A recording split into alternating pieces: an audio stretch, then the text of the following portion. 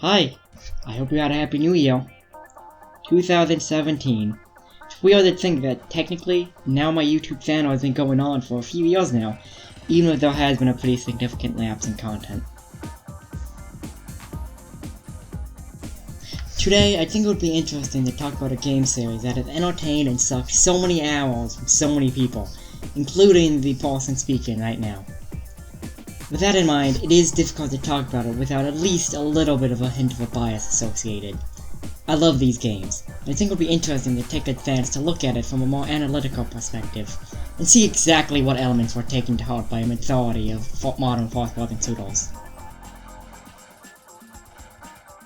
Half-Life pioneered the utilization of a deeper story to accompany the player to solve the motivation for the firefights and gunplay that will inevitably take place, since it is a first-person shooter.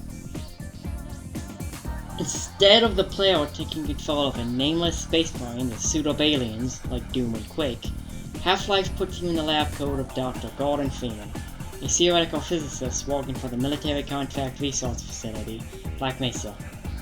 It's time for an important resource test investigating a strange otherworldly crystal, and Freeman is the man to do it. And guess what? He's late. This puts the player in an interesting position. Instead of the world revolving around them in an effort to make them feel like the most important part of the story, there's just an ordinary guy trying to save his own ass from getting fired for being late. And when the set hits the fan, Gordon doesn't have anything separating him from the scientists and security guards who's trying to save their lives. Except for the ability to quicksave, of course. But that is a plot hole they didn't patch up. Valve, please fix. Because of this, the game can focus on creating a realistic yet playable set of levels that seem realistic and not just a way to get you from point A to point B. And it all creates the facility, enhanced by the details shown in each of the locations you visit. Gordon walks his way from the initial start of the incident, from that test angle, all the way up to the surface, before ultimately being thrown right back down, and right to the source of the alien invasion, an alternate dimension known as Zen. While the rest of the game is careful to establish locations that could reasonably exist in real life, the Zen portions are more or less the moment the game goes for sci-fi. Low-gravity platforming is combined with general bullets one's enemies, leading many, including me, during the gameplay, to consider this the most irritating part of the game. But it still has a very interesting architecture, and ambient background sounds lead to it feeling right at home with the rest of the game. And personally, I consider that an accomplishment. But that's just narrative and level design. What about the gameplay and technical stuff? It goes without saying that it helped to have the game engine from Quake to work off of. Because of this, the game is just as satisfying to play as it is to admire. It doesn't exactly break any new ground in anything other than the narrative elements though. Your arsenal contains just enough to fit any situation you're going to encounter, but except for a few of the more creative weapons, like the Snarks, Gluon Gun, and Tau Cannon, they're about what you would expect out of an FPS's arsenal.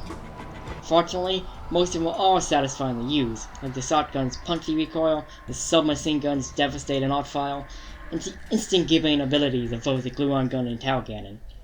And the game is good at making sure few of your weapons ever become truly useless.